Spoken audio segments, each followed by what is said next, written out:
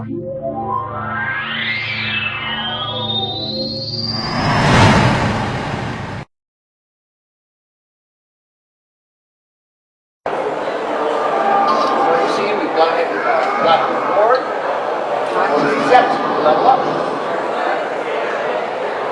Matthew's going ahead and assigning some of the points into her abilities, and now we're looking at what we're calling my story. This is really your story journal.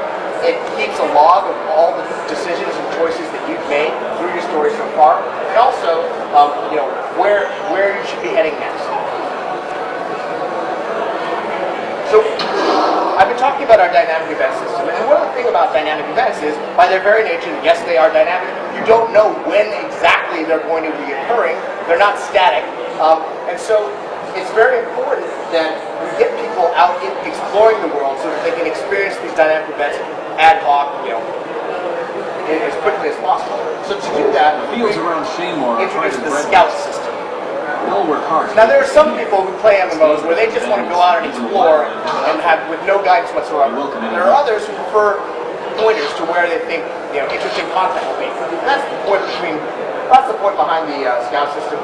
We put these markers on your world map, gently point you in the right direction, so you'll see some interesting dynamic event content. So let's go ahead and head down.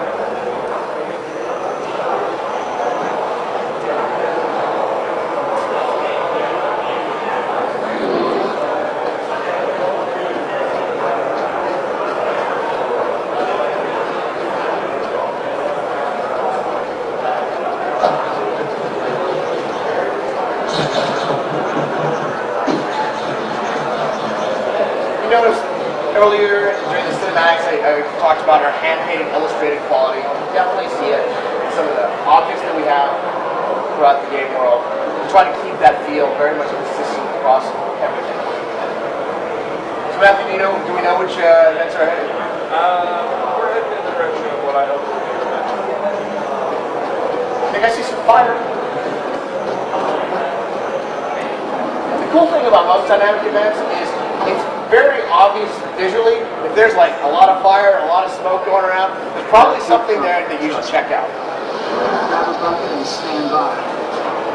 So in this particular case,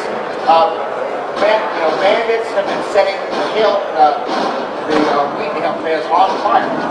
One of the things that Matthew would be able to do is, first of all, beat the bandits.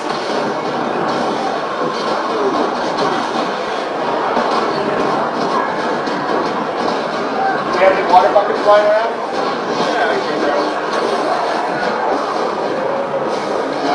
The other way to participate in this event is just pick up a water bucket. This is what we call an environmental weapon.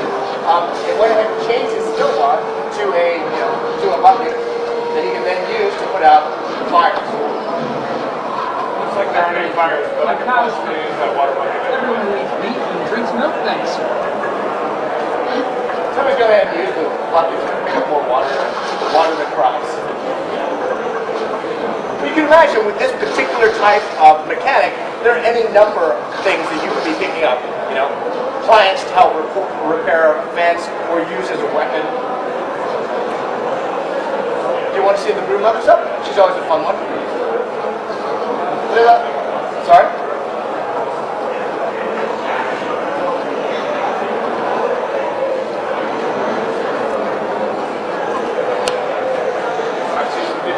Yeah, so chance, again, it's lots of visual cues, encouraging people to stay in the world, not looking at their skill bar necessarily or something else.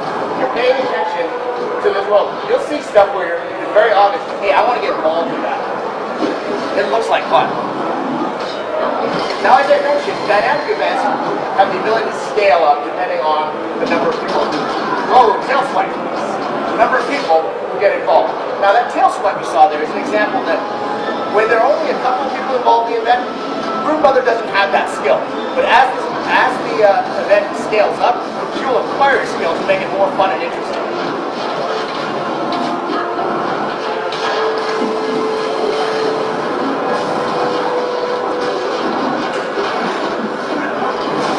One of the things about our combat, as I mentioned, we want it to be pretty action-oriented.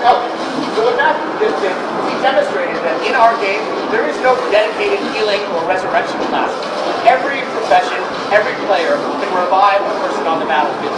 What this does is, one, it keeps combat very fast-paced, and secondly, it really does create that social cooperation that everybody can help everybody else. And we found that people love, it's not just for healers anymore. Everyone loves to come in and help survive somebody.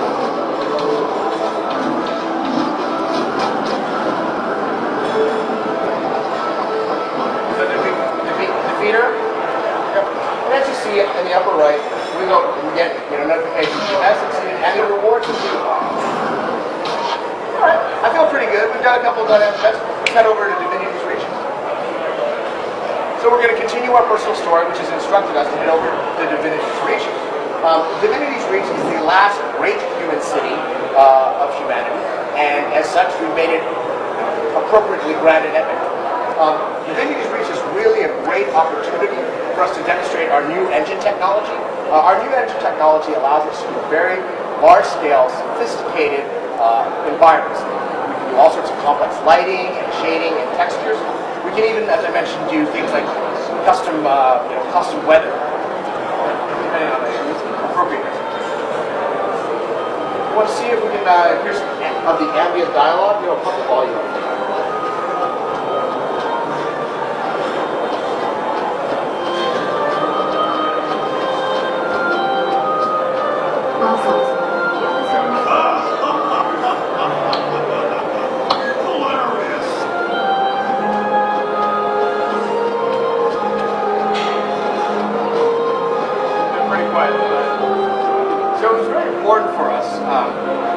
As you come into one of these cities, make them feel alive, make them feel bustling. We recently announced that we've been doing a lot of voice work for Guild Wars 2, and we announced that we basically are going to be putting 60 feature films worth of voice acting into our game. This is just one of the ways that we would be doing it, is ambient dialogue that you hear around the world that makes you feel the world's alive, and also you'll be learning very subtly what's going on in the world if you're listening to what people are talking about. The map you've taken us to here is it's our shooting gallery. It's just an example of a kind of mini game. We're going to be placing mini games in each of the cities so that players, when they're enjoying a little downtime between combat and adventure, have other activities that they can get rewarded.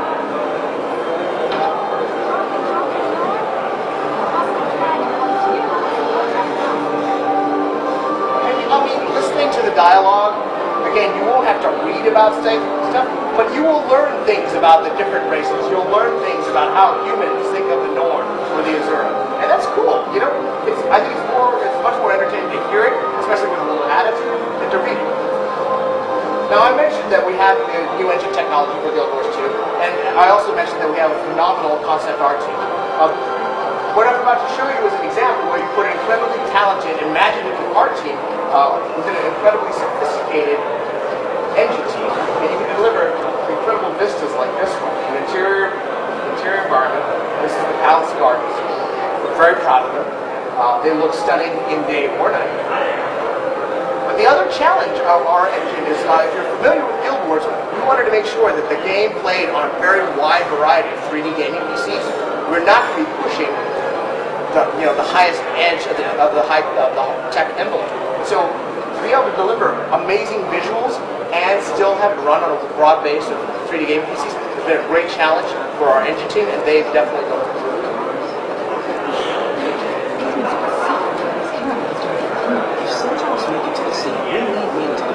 Yeah, we really don't like those centaurs. Alright, let's go ahead and head over to the homesteads. So I mentioned that we have the personal story, and personal story happens a lot in businesses.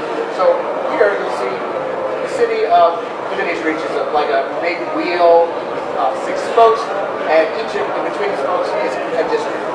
Here you have the Sama district, which is going to, for the humans, play the role of the home instance. Home instance is tied to your player. It will be set up to reflect the choices you made in your biography. But the home instance is a lot more than that. It will really, over time, the home instance will continue to change in a reflection to how you playing the choices you made in your personal story. As an example,